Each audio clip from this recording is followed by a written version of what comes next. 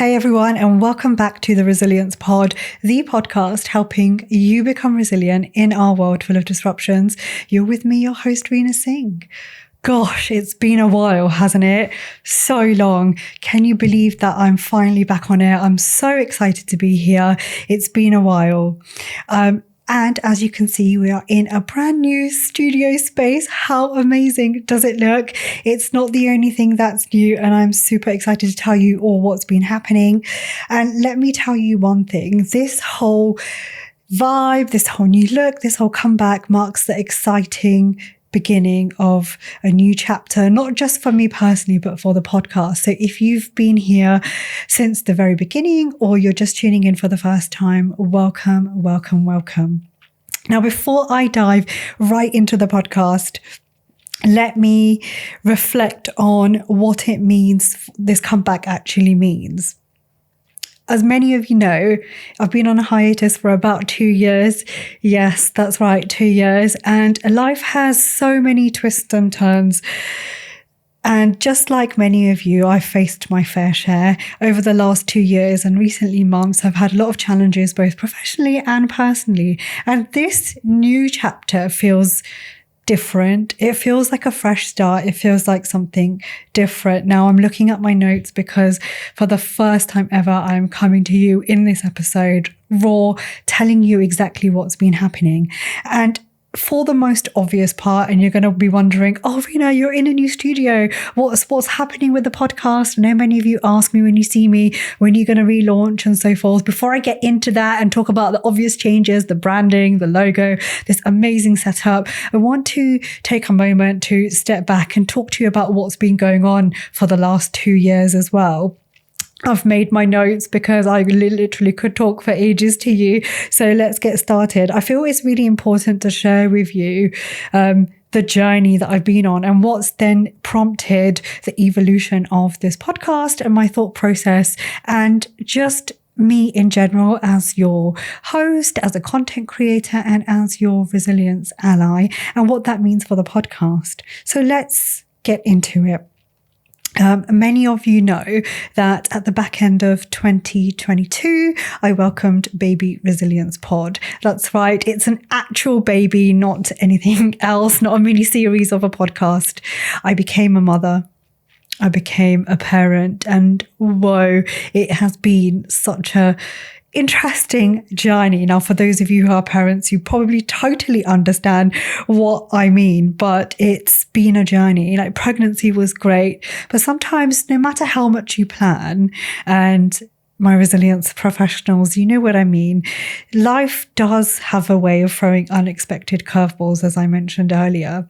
So what happened for me in my situation was the pregnancy was great. My delivery and labor turned out to be a red code. And what that means is, in red code, is that it's a medical term for an emergency. So an emergency cesarean needs to be produced, and a procedure needs to be taken very quickly to save the life of the mother and the baby. And that's exactly what happened to me.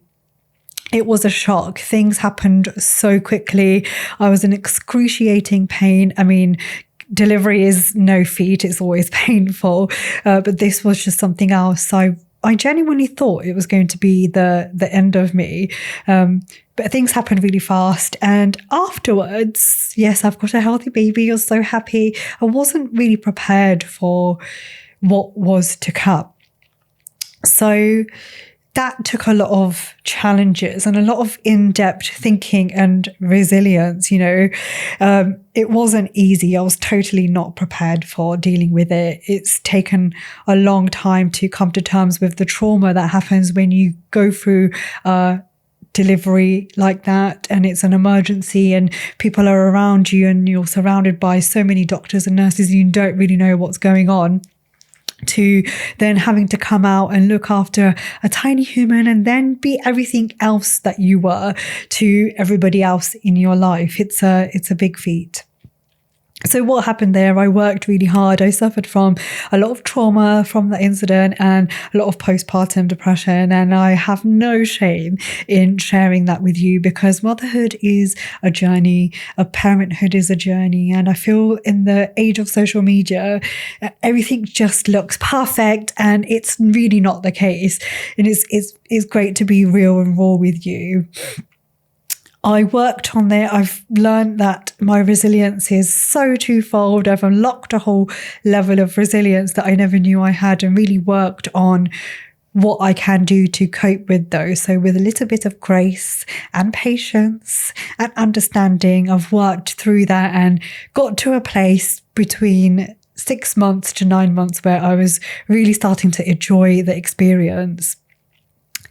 But then it was time to go back to work, as you do. And, for any parent out there who remembers, or a new parent who remembers, going back to work after a life-changing experience like having a baby brings a whole set of emotions into your life, right? And a whole bunch of challenges. And you have to then learn to navigate that. So in between, sending baby Resiliencepod off to nursery, going back to work, navigating those challenges, trying to be the mother that I thought I would be, trying to think about when am I going to relaunch this podcast, and so much more. I was feeling not great, and that's probably an understatement. When I'm a very glass half full type of person, and I would say at this point in my life, in this juncture, I was a very glass minus. I was running on low batteries, constantly feeling rubbish, and just thought that this is the way motherhood would be. And just thought, oh, right, it's not what I'm imagining. I've thought that I would be doing all this stuff. I would be feeling amazing. Why is it that I've gone past all the situation and how I was feeling before, and why am I not feeling it again? And why am I feeling so rubbish? And in between all that time, what happened was that I had another incident, and which nearly took me out of the game, to be honest, of life completely. And I can't believe I'm about to share this, but so it was just after baby Resiliencepod turned 1, and my partner was away to work in China, and it was just me and the baby chilling on a Sunday. I had plans to take her out for breakfast, and my auntie and cousin were going to come and visit, and it was going to be great, a little play day. It was going to be all fun. 6:30 it was always a big early wake up call with children. I got up, all fine. And then all of a sudden, I start feeling really uneasy. I don't feel well. I can't breathe, basically. And I have asthma, so it's nothing totally new to me in that regard, but I couldn't breathe, and it was progressively getting worse. And I was feeling hot, sweating, my eyes were watering, and I just knew something was wrong. It wasn't working, and I just needed a bit of fresh air. So I thought, okay, let me open a window. At the same time, baby Resiliencepod is crying. So I can't open a window because safety of the child. So I ran downstairs with my inhaler, and I thought, okay, right, let me just open the front door, pop her down, take my inhaler, catch my breath, and it'll be fine.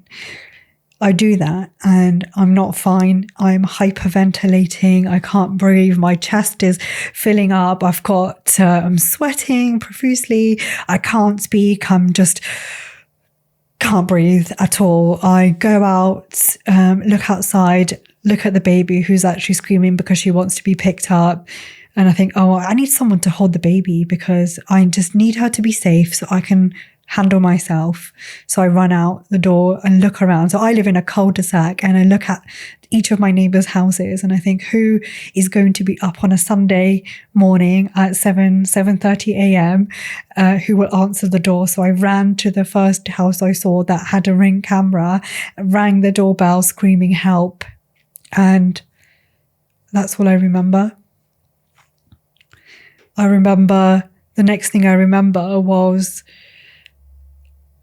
having this really vivid sensation and experience where I was, my eyes were closed, I was sleeping, I was floating up into the air. And I remember seeing a door, a very like rectangular door with a white light around it, and floating, thinking, oh, this feels strange and nice, and why am I seeing a light and a door? And then all of a sudden I wake up and I'm screaming, I can't breathe, I can't breathe, I can't breathe, I can't breathe. And where's my baby? Where's my baby? And the person next to me was like, okay, ma'am, you're in the ambulance. We're helping you breathe. It's okay. Do you know what your name is? And so I managed to tell them my details. And all this time I was thinking, I can't breathe. Where is my baby? Where is my baby? And they were like, your baby's fine. The police are there. They're with the neighbor. Why is she with the police? What's going on? Where's my baby? I need to see my baby. I need to see my baby. And that's when I realized that I was probably in an ambulance, and I think I passed out. I don't remember. I got to the hospital, to the resus room, and just the doctors did their thing. And the next thing I remember is someone telling me that there was someone to see me, and it was one of my neighbors who had followed and brought my phone and was just checking if I was all right. And I still remember the first thing I kept saying was, where's my baby? Where's my baby? And realizing that, okay, she was safe with the neighbors, and then trying to figure out what had just happened. I think it took about 4 doctors to tell me the gravity of the situation. So essentially I had a life-threatening asthma attack, and if I hadn't ran out the house at the moment I did and rang for help, I wouldn't be here. And it took 4 different doctors to tell me that. And I just think, gosh, what if I didn't run out the door that day? The door was locked. I could have just not been here. What would have happened to my baby? The gravity of the situation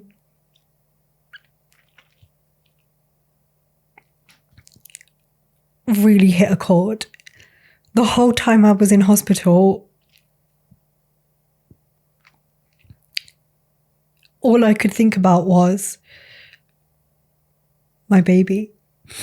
It's only when the 4th doctor sat me down and was like, Rina, you don't understand how lucky you are and serious it is that you are alive, and you need to be in here, get well, and then you can be fine for your baby.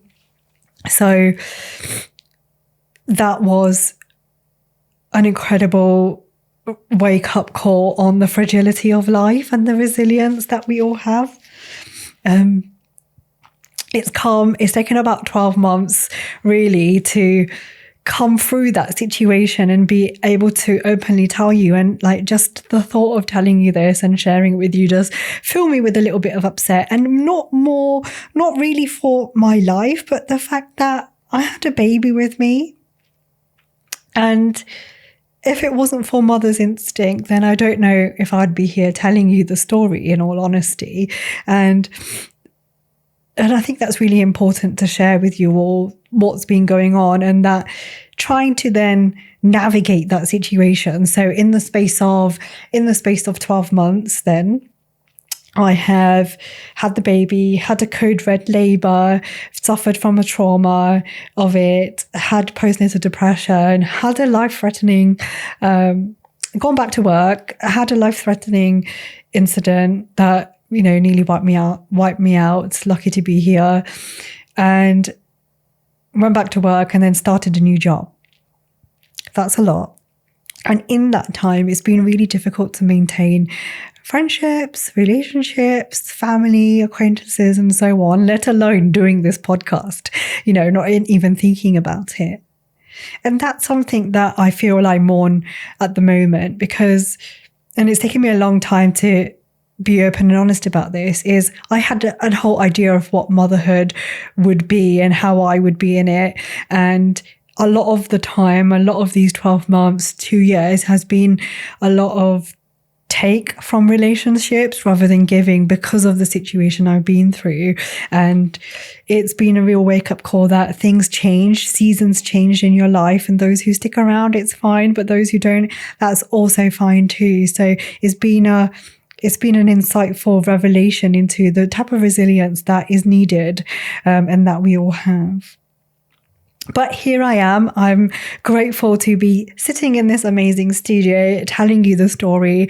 And I hope it gives you a bit of an insight of why I'm trying to give you a background of what's been happening. And that whole process takes time. And if you are going through something in your life, it's okay. Talking about it makes it so much better for your resilience. And yes, you can say that there's people who are worse off than you, but your feelings are valid too, my friends. And it's talking through them and doing the inner work to build your resilience. Because if I can do it, then definitely all of you can as well. And remember that if you are not resilient in yourself, then you cannot help your business become resilient at all. And I say this to you all the time. You should know this by now.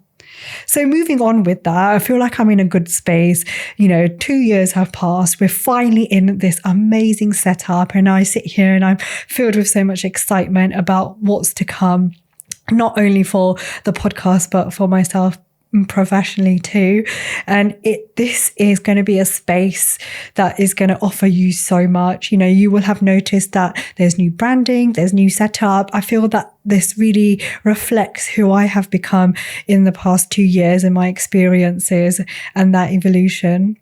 It shows you the growth that I have faced and how, as your friend and trusted resilience advisor and partner, and the podcast host, that the growth is there for the better. And this space is going to be used for all future episodes. I'm going to be focusing on content that inspires you and resonates with all of you, and also bring in amazing experts and guests to help us all become resilient and help us face the adversities that happen in our life with such ease.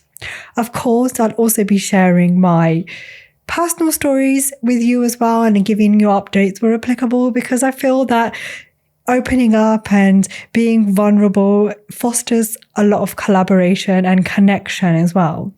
And it's important. It's about being real. And that's been the ethos that has underpinned this whole Resiliencepod journey from the start, if you've been here. So I really feel that it's important because we can grow and learn together, right?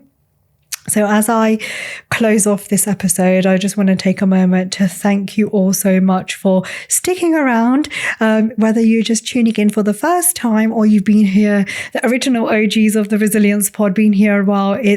I'm excited to face this new journey with you, and it's as much as your journey as it is mine, to be honest. So cheers to more amazing episodes, and I'm really excited to what we have to offer. So that's it from me, your host, Rina Singh. Until next time, keep on investing in your resilience.